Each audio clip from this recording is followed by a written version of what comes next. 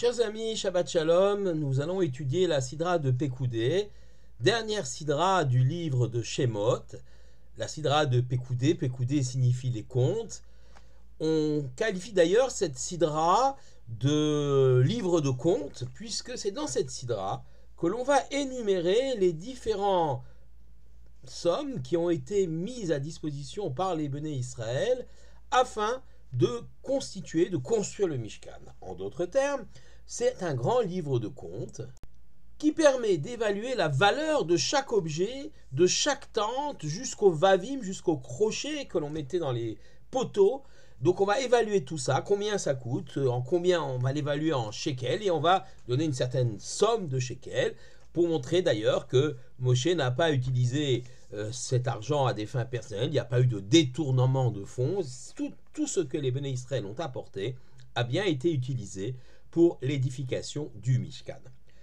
La paracha de Pekoudé cette année est séparée de la paracha de Vayakel, car il y a 2 mois de Hadar, donc on sépare plutôt les parachiotes, mais très souvent, Vayakel et Pekoudé sont associés, lus le même Shabbat. Et quand elles ne le sont pas, Pekoudé suit toujours Vayakel, et c'est donc l'objet d'une réflexion.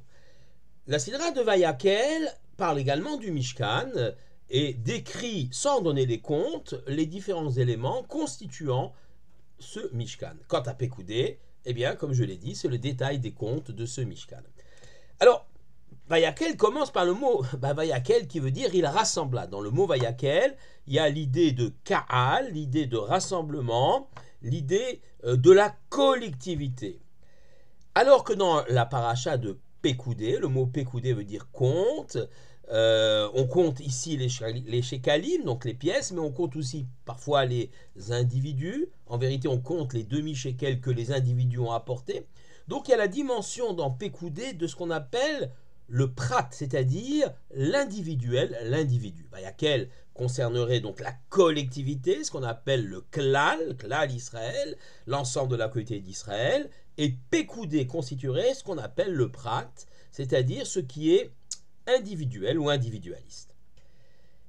Et donc, dans la paracha de Pekoudé, on va examiner, on va énumérer, on va compter par des mesures, par le poids, par la valeur, tous les éléments, les détails de la construction du Mishkan.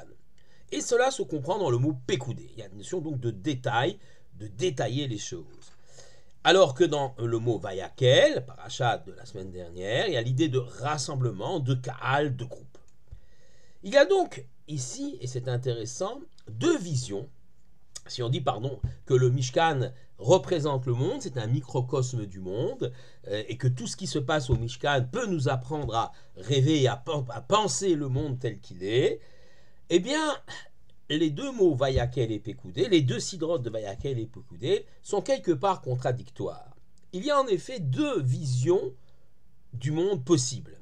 Une première qui considère que le tzibour, c'est-à-dire la collectivité, le klal, le général, est l'essentiel dans la vie d'une société. Et l'homme, le particulier, l'être humain, l'individu, n'a de valeur et d'importance que parce qu'il n'a pas d'importance en lui-même, mais il n'a d'importance que parce qu'il fait partie de l'ensemble de cette collectivité. Et évidemment, ce qui est essentiel est la réussite de la collectivité. Donc l'homme doit se donner, j'allais dire, corps et âme pour la réussite du klal, de la collectivité. Il doit le faire sans état d'âme. Il doit même peut-être parfois être obligé de se sacrifier pour le but commun, pour la société, pour la collectivité. Vision donc collectiviste du monde, idéologie d'ailleurs qui a eu prise au XIXe siècle avec l'idéologie communiste. Et puis il y a une autre vision du monde basée sur l'individu, l'individualisme. L'individu est l'essentiel. C'est lui qui compte au-delà de la collectivité. Et la collective n'a d'existence ou de valeur que parce qu'elle peut apporter des bienfaits à l'individu. L'individu va donc se considérer au centre du monde, au centre de la société, et va puiser dans la collectivité qui est autour de lui les moyens de s'épanouir. On mettra donc l'accent sur l'individu. Ces sociétés individualistes peuvent être matérialisées par une forme de capitalisme sans limite, voilà, sans social, où ce qui t'importe, c'est la réussite de l'individu, même au détriment des autres individus, et j'allais dire même au détriment de la société. La société n'existe que pour assouvir les besoins de l'individu. Ces deux visions du monde extrêmes, mais qui prennent tantôt l'une le dessus sur l'autre, dimension collective, etc., dans les États totalitaires, États fascistes, États communistes, on l'a vu, ou la dimension individuelle ou individualiste, dans la dimension peut-être évoquée par la société de consommation et la frénésie de plaisir individuel que l'homme peut avoir, ces deux visions du monde extrêmes, et qui pourtant s'installent durablement, tantôt l'une, tantôt l'autre, dans nos sociétés ou dans les pays sur la surface de la Terre, ne correspondent pas, dit Rav Shlomo Yosef Zevin, dans son ouvrage La Torah Vela Moadim, à une vision, comme on dit, à une hashkafa, à une vision de la Torah. La Torah, elle, a une vision bien plus équilibrée. Il y a ce qu'on appelle des midot, c'est-à-dire des éléments, des moyens d'exégèse du texte, des clés d'interprétation du texte. Ces clés d'interprétation du texte, on parle de klal ou prat, le général, prat, l'individu ou l'individualisme. Il y a un klal atzarich les prat. Pour nous, il y a un klal, c'est-à-dire une collectivité qui a besoin du prat, qui a besoin de l'individu, ou prat atzarich les klal. Et il y a parfois les individus ont besoin de la collectivité. Le monde a été créé selon le projet de la Torah. Et c'est ce projet que nous devons essayer de vivre. Comme dit le Zohar, Istakel Beoraita Ubara Alma. Dieu a regardé sa Torah qu'il a écrit préalablement à la création du monde. Il a regardé cette Torah, le plan d'architecture du monde, et ensuite, il a créé la Torah. Et il a fixé dans les règles de ce monde la nécessité du klal, de la collectivité, la dimension de peuple, de nation, de peuple d'Israël pour ce qui nous concerne. Mais il a lié cette dimension de nation et de peuple au prat, à l'individu. À klal, à tsarich le prat, la collectivité qui nécessite l'individu. Mais l'individu lui-même ne peut pas, lui-même seul, assumer ou construire. C'est le prat, à tsarich le klal, l'individu qui nécessite la collectivité. Il est écrit dans une braïta de Rabbi Ishmael que Kol HaMekayem Nefesh Achat Mi-Israël Keilu Kayem Olam Malé, tout celui qui permet à la survie d'une âme en Israël, c'est comme s'il avait permis la survie ou l'existence d'un monde entier.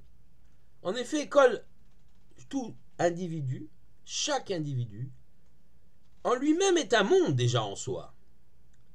Mais, d'un autre côté, on affirme Umi ke amcha Israël goy echad ba'aretz, qui est comme toi, peuple d'Israël, peuple unique sur la terre. Donc la dimension de âme, de peuple, est aussi essentielle. Mais il faut savoir que le peuple d'Israël est riche justement parce qu'il est fait d'individus, qui eux-mêmes sont des mondes en soi. Il ne s'agit pas de fusionner les individus, il ne s'agit pas de nier le caractère essentiel de l'individualité ou de l'identité de chacun, mais de faire en sorte que chacun de ces individus puisse se lier dans le clan d'Israël. Et c'est le principe du minyan, des 10 personnes pour pouvoir faire la prière collective, que chaque individu vienne se lier les uns aux autres pour pouvoir former le klal, pour pouvoir former le Ham Israël, le peuple d'Israël. Et ce n'est pas grave si les individus sont différents, s'ils sont des mondes en soi. Bien au contraire, c'est là une richesse. Mais les individus, s'ils doivent affirmer leur particularité, leur particularisme, et c'est vrai particulièrement dans le peuple juif, avec les différents noussach, différentes traditions religieuses, ashkenaz, farad, etc., yéménites, italiennes, que nous avons, chacun vient avec sa culture, mais il doit savoir aussi qu'au-delà de l'individu, il y a une dimension du klal, de la collectivité qui le transcende, qui le dépasse, sans nier ce qu'il est lui-même. C'est là la force du peuple juif.